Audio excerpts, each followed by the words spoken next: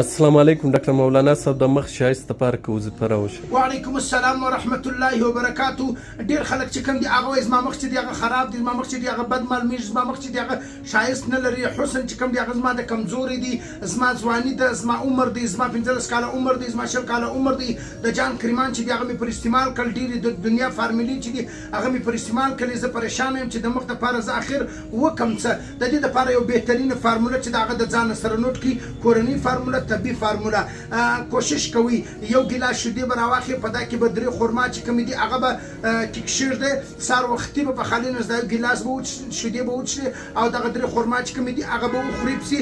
او بیا دغه رقم د دې دپاره یو بهترینه وظیفه چې کومه ده هغه به پر لاس باندې لفظ یا نورو لفظ یا نورو چې کوم دی هغه به یو 40 واره ووایه، پر لاسو به چوکې او بیا به پر مخ راتېر کړې. صحیح شولو؟